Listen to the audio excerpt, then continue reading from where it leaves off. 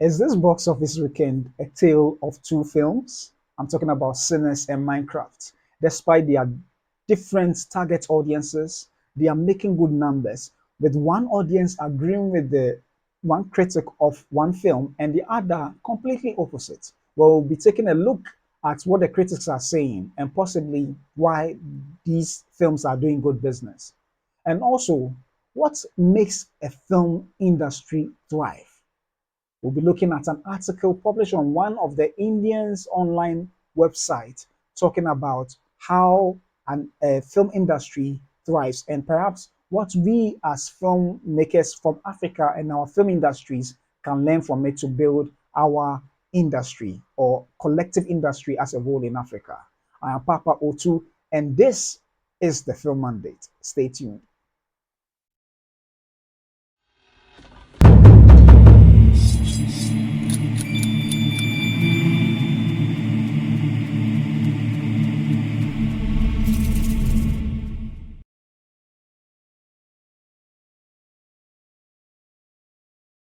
Welcome back once again to the Film Mandate. I'm Papa Otu, and I hope you had a lovely holiday weekend. Today being a holiday, I'm sure you'll be continuing with the celebrations. I hope you are having fun, but also taking good care of yourself. Well, welcome back to the Film Mandate, where we are bringing you news and reviews from the film industry, both from the African front and the international scene. And this being a first day after a holiday weekend, I thought it's nice to take a look at how the films in the cinemas are performing.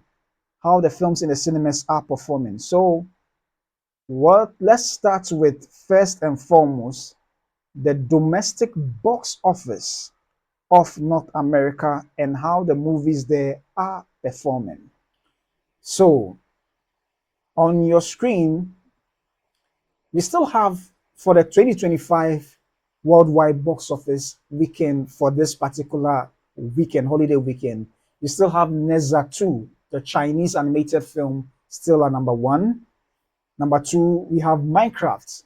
So Minecraft has come to occupy the second position. Number three, we have Captain America Brave New World. Number four, Snow White. Number five, Dogman. Number six, Bridget Jones, Mad About the Boy. Number seven, Mickey 17. And number eight, A Working Man. Number nine, The Monkey. Number 10, The Amateur. And let me just add this. Sinners is at number 11. So these are the current box office standing worldwide for this weekend. For this weekend. Yeah.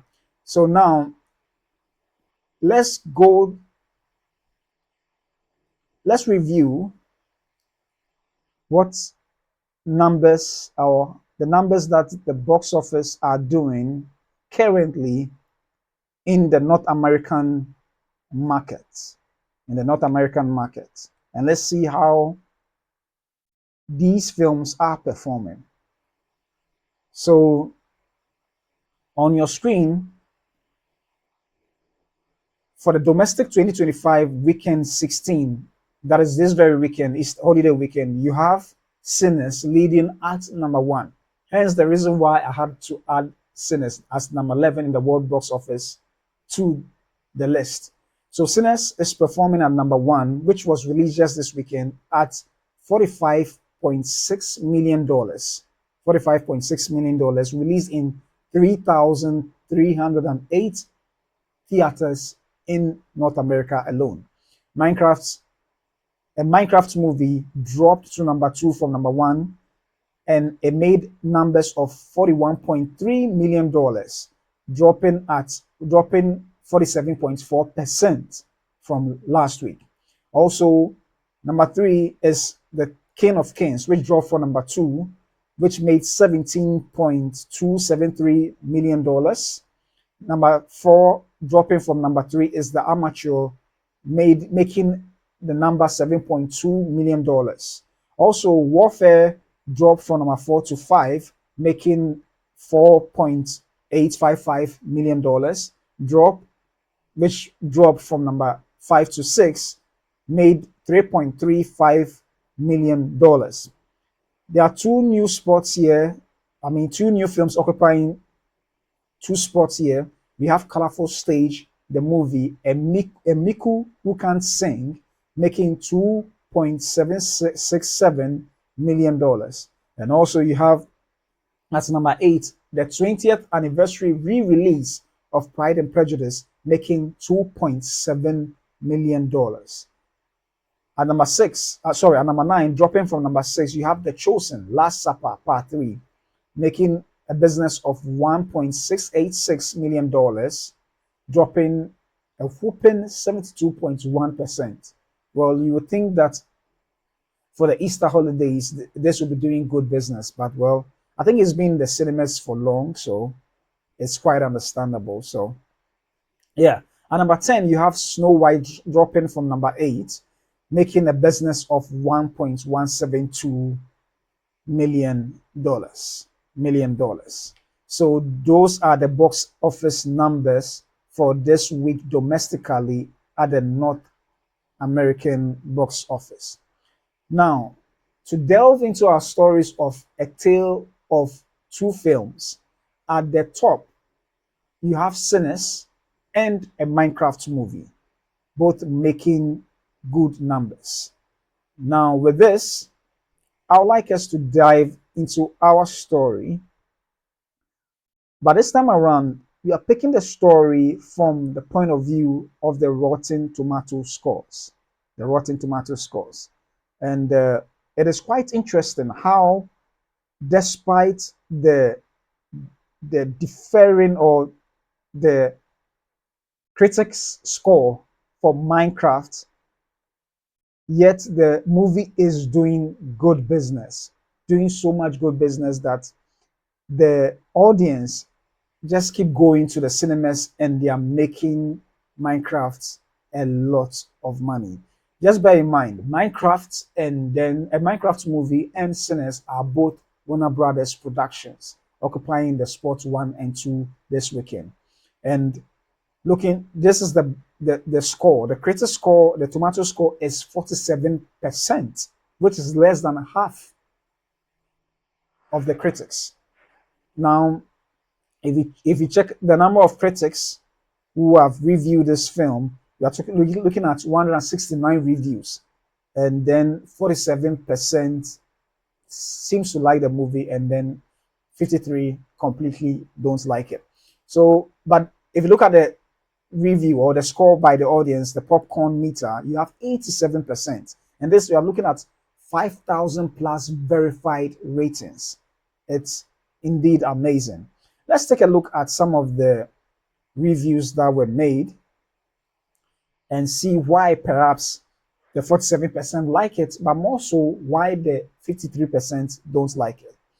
Now, Corey Woodruff for the Win USA Today says that this is a pretty fun Jared Harris comedy for about 25 or so minutes until it becomes for the children. But that's okay.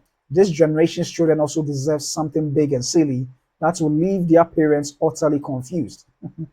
Jay Hilloton of Golf News UAE says that while a Minecraft movie doesn't reinvent the genre, it lovingly crafts a fun, surprisingly thoughtful experience that feels true to the game's spirit. Amon White, National Review, says a Minecraft movie recaptures the innocence that Steven Spielberg has lost. Interesting, especially in his own overwrought gamer film Ready Player One. Okay. Who could guess that a movie starring Jack Black would not be irritating? That's interesting. So this is the first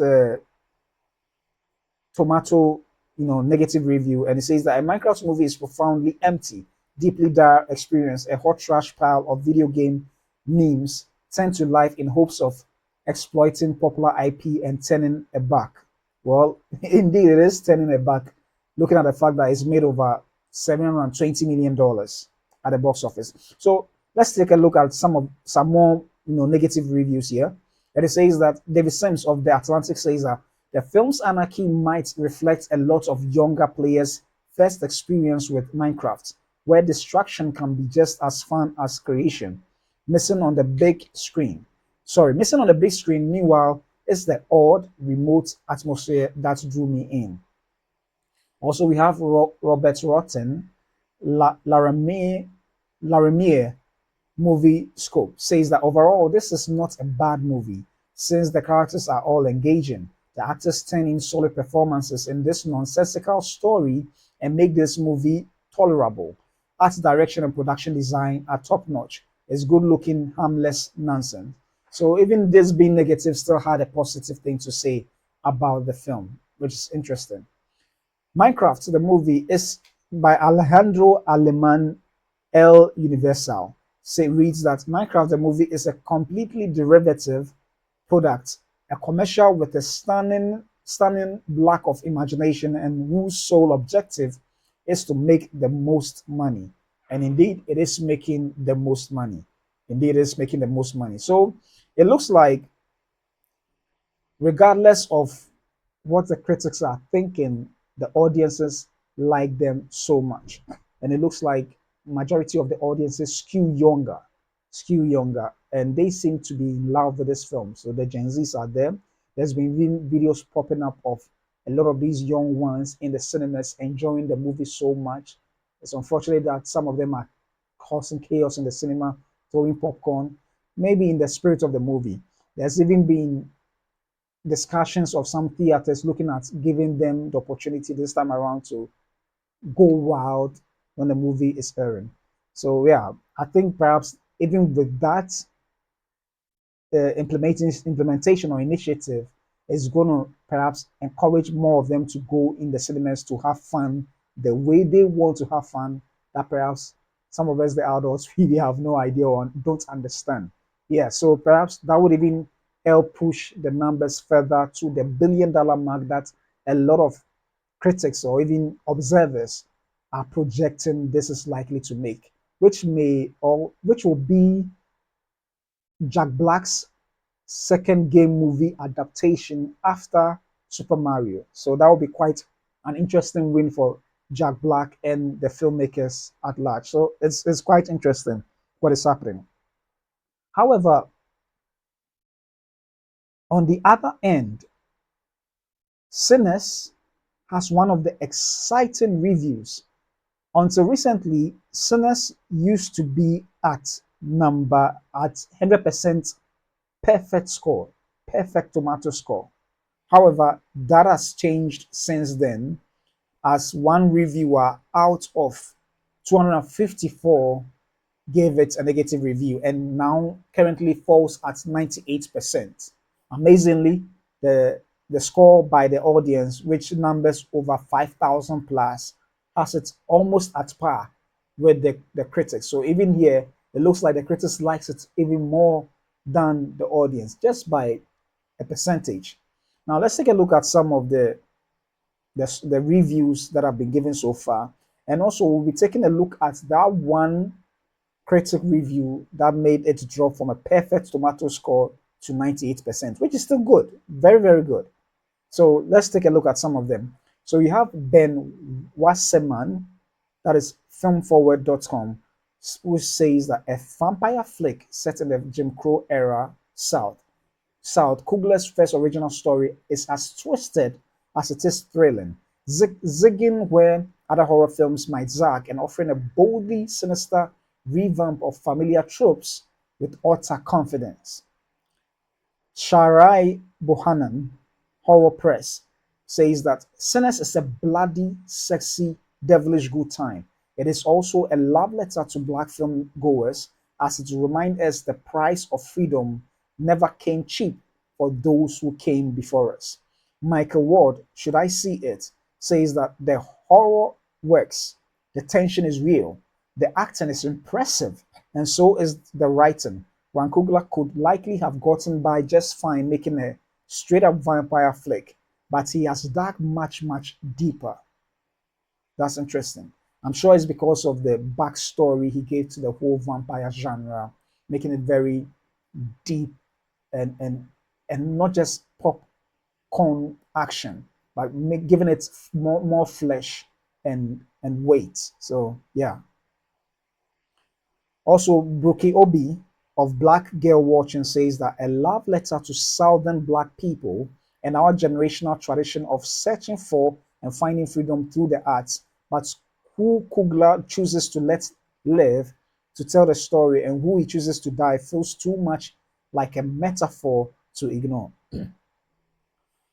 Here you have Kugler shaped its core from a wild gamble of blood, violence, racism, anger, magic, and a belief in the divine wrapped in a twine of rough jutes from old time hardcore Mississippi blues. That is by Rick Romancito, the Towers News.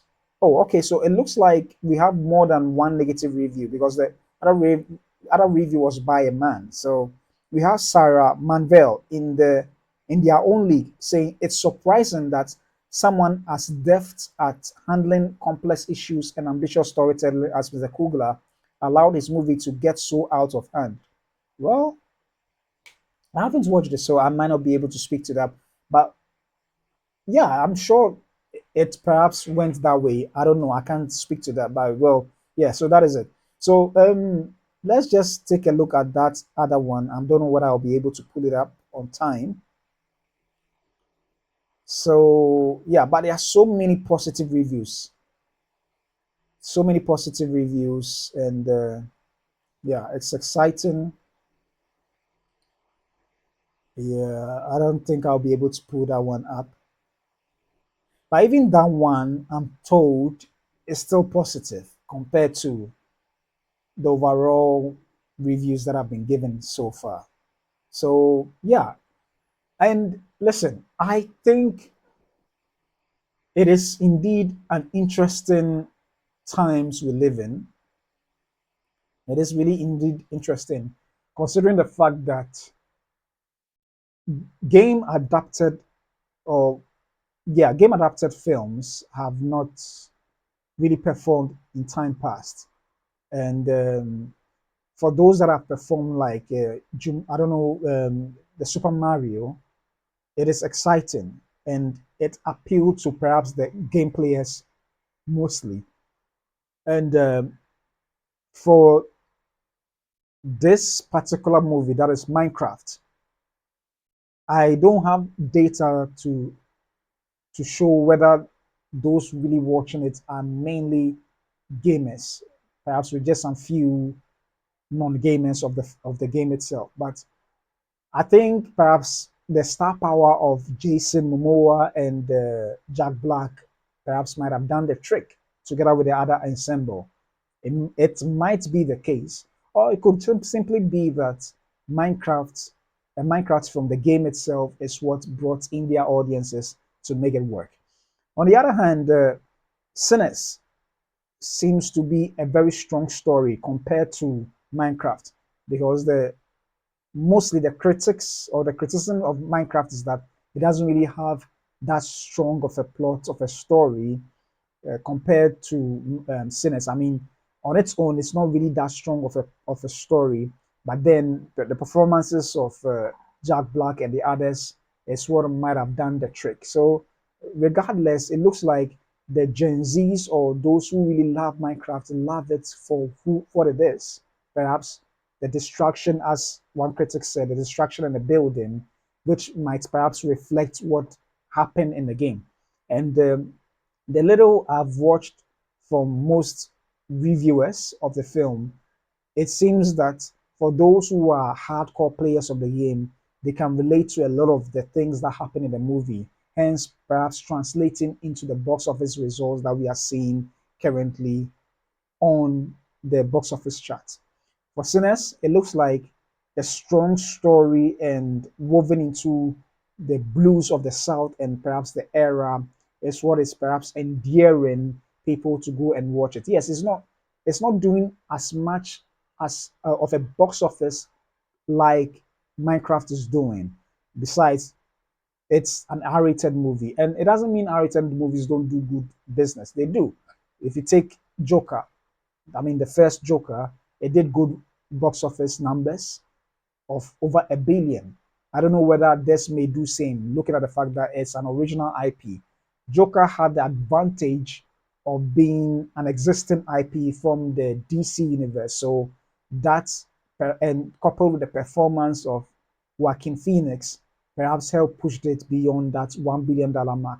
I can't say same for this, but if word of mouth is that good, it may still have good legs enough to go beyond the $90 million production budget and not counting the marketing costs. So it's very likely that this may do good business even beyond the projections that have been made for the film. And yeah, I'm hoping it does good business for Wankugla. I mean, he is master at his craft and he's been doing well with every movie he's helmed, particularly with Michael B. Jordan. And here you have Michael B. Jordan playing twins and all the description, even from the little I've seen in the trailers, it looks like there is a distinct characterization of both characters in the story, even though it's being played by one actor. And it's amazing to see Michael B. Jordan perform. So, hey, it's just indeed a tale of two stories because these stories seems far opposite each other, and yet both of them are doing good business. So, yeah, we are yet to see whether Sinners will indeed do real good business to break even and make its production budgets, which I think it will because the reviews here have been so good so far. Out of 245 critics or reviews, it looks like only two have been negative, maybe more, but at 98% is almost even a perfect score. So yeah, it's indeed a tale of two stories that perhaps as time goes on, we may have to study it critically and understand why and understand perhaps even audiences' behaviors towards films in this very era. Well, it's quite interesting. And this indeed ends my first story for this episode. Yeah. Now, what makes a thriving film industry? What are the things that makes a film industry thrive? And this I saw in an article that I thought is worth taking a look at. It's worth taking a look at. So this is an article published on Times Entertainment, which happens to be or Times Entertainment or Times of India. There's and it talks about that. It talks about good films makes a film industry thrive. And honestly, just from the title alone, I do agree. However, I want to delve into it and then perhaps some other article for you to understand why indeed what she's saying is actually the truth. So let's just take a quick read and then we can move on. So churning out good films consistently can get the industry out of slump. So yeah, let me just so after trying her hand in the television and web series arena, Nivedita Shivara Shivaraj Kumar, pardon me for butchering the name, but daughter of actor of the same name and Dr. granddaughter of Raj Kumar, is now venturing into feature films with Firefly, starring Vamshi Krishna. Yeah, sorry, starring Vamshi Krishna. Nivedita talks about comparisons with grandmother Parvatama, the current status of the Kannada film industry, her vision as a filmmaker, and more. I want to make good movies and make people look at Kannada movies differently. When I had to take a call about what to do next as a career, I chose filmmaking. It was only natural. You can call it continuing the family business or even taking the family legacy forward. I've heard stories about how my grandmother Parvatama Rajkumar commanded the room just by walking into one. So venturing into production was a very practical decision. Yes, it was easy for me as I come from a film family. I cannot deny that privilege, but using that as a breakthrough, I want to make a mark in the industry. I want to make good movies and make people look at Kannada movies differently. Firefly is the first step towards it. I did not want to have a cliched start by producing a film for my dad. which is why I ventured into the web series space. Despite trying to establish it for the last few years, there has been a lukewarm response, but I will continue to try my hands on that platform. Yeah, so it says that the film industry is on the cusp of rising like a phoenix after hitting rock bottom. I cannot deny that our industry is currently in a low phase, but like I said, it is just a phase. We are in the cusp of rising like a phoenix after hitting rock bottom. I think slowly churning out good films consistently is one way to get the industry out of a slump. There are some really great ideas if you look for them. It makes sense to invest in upcoming talent. So I'll leave it at that. And yes, I do not know who this filmmaker is, but what I know is that yeah, she's the one in your short. But what I know is that she's speaking truth. She's speaking truth, and I'm sure somebody may be asking, why am I even reading an article that I will not delve much into apart from that particular line?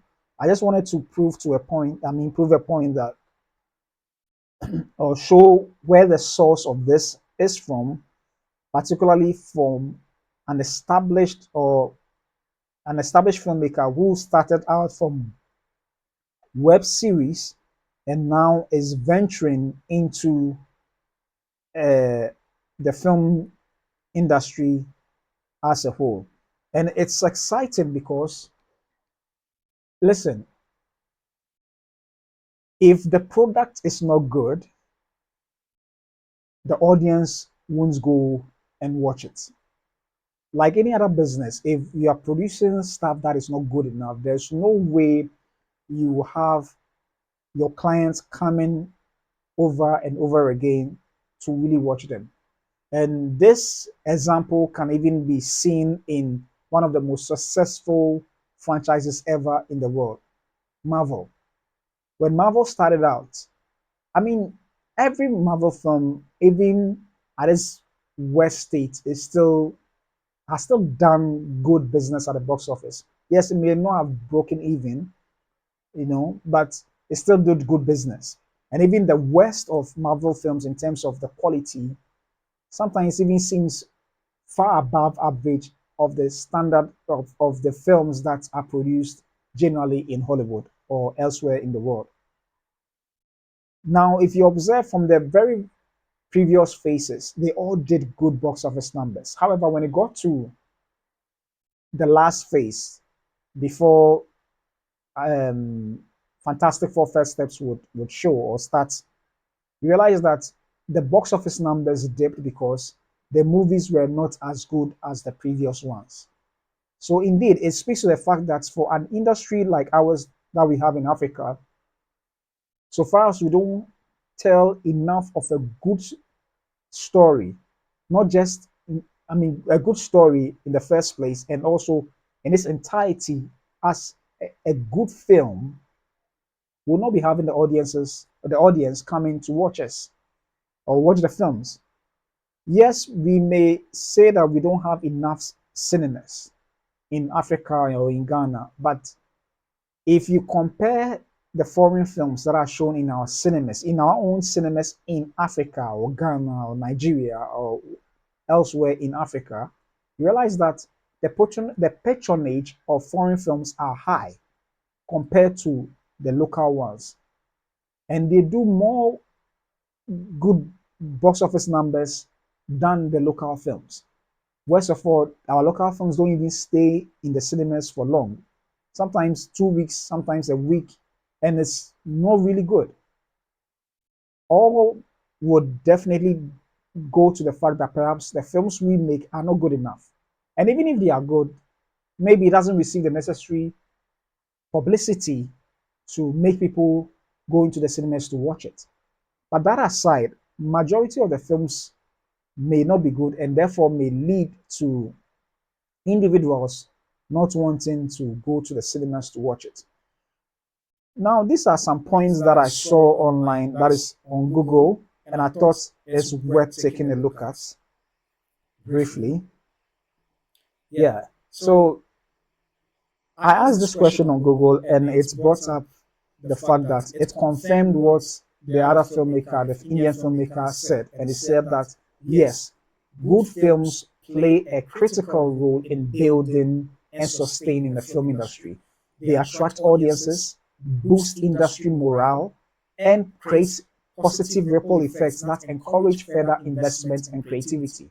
For so long, we've been talking about investments, investments, and it all starts from the bottom line, the product. Is the product good enough? Our storytelling in the film medium good enough to attract our own local indigenes, let alone to compete on the international stage? Those are the questions we should be looking at. And yes, if it's good, it will attract. If it's good, it will attract. So let me just read. These are some factors that points to how good films contribute to a thriving industry. Number one, it attracts and sustains audience. Successful films, particularly those that resonate emotionally or intellectually, attract and retain audiences, driving ticket sales and streaming subscriptions. This audience base is essential for the viability of the industry. Number two, inspires future filmmakers and talents. Great films can ignite a passion for filmmaking in others, leading to a new generation of talent entering the field. Seeing exceptional work can motivate aspiring filmmakers to pursue their dreams, which is good. Creates positive ripple effects.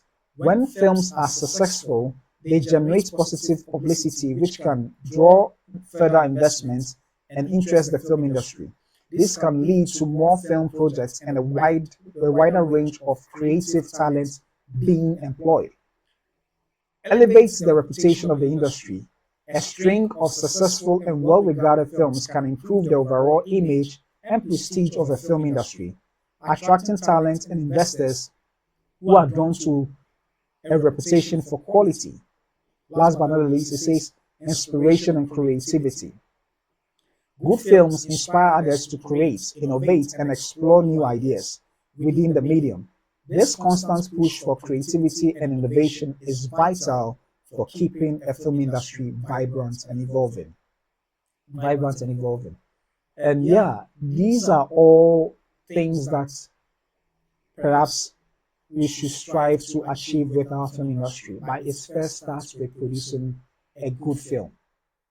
Without having a good film, not just in terms of the story, but in all technical aspects of it, we won't be able to achieve all these things.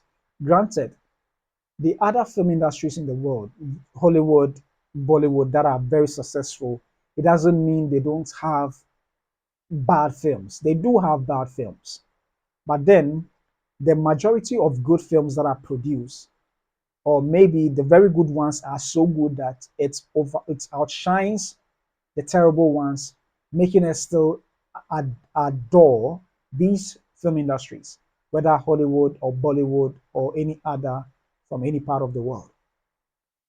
But if until such a time where we can do good films consistently, not just occasionally, let me put it that way, not just occasionally, we won't be able to have the necessary reputation for the world to pay attention to what we are doing. And that is something that we need to take a critical look at. Perhaps all film industries need to come up with a plan. The film authorities in all African film countries should help strategize to bring about consistent filmmaking. At least out of 100%, if even 20 or 30% can be that good and receive the necessary push, it will definitely open opportunities for us that we've never assumed or never even thought of. And that's something we need to take a critical look at. When the film by Blitz Bazawule, that is The Burial of Kojo, was that good, it opened an opportunity for him. The movie was that good. Yes, it's an art house film, so may not be necessarily admired by all, it had opportunity to receive distribution in the US by Ava DuVernay's company, Are Now. And that is exciting. That is exciting. So if a film is that good, it will open doors. Maybe it may not get opportunity as the Blitz had, but then it will still get the necessary attention, particularly if it ended up in on the film festival circuits and they saw how good it was.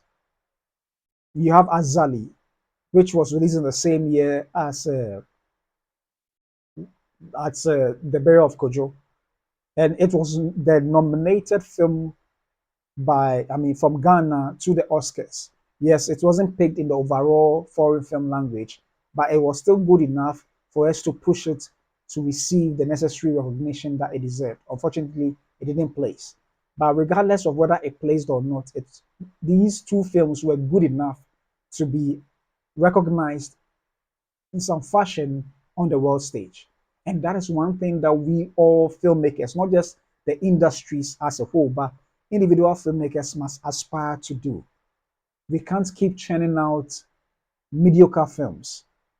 Yes, I know we may complain about budgets and all that, but once you're shooting a film, at least the technical basics must be excellent.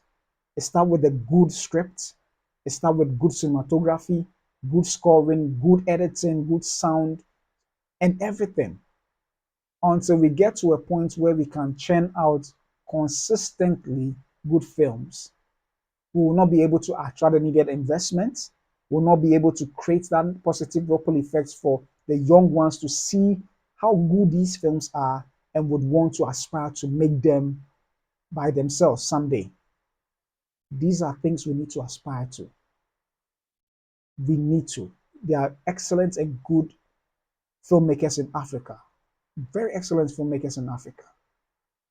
But until we tell good stories to draw the attention of investors from all over the world to Ghana, to Africa, we will not be able to build a thriving industry that we've been crying for so many years for. Crying for so many years for. Yes, we can complain about all the other factors that is not working. Yes, they exist, they are not working. But when we decide to make a film, regardless of the conditions, once you decided to make a film, you need to make sure it is good. Make it good. Make it good. If you make it good, it will find a way to get to the people that it needs to get to bring the necessary investment and even publicity for that particular film. We can't afford to churn out bad films anymore. It has to be good. Well, this is the film mandate, and I'll see you tomorrow.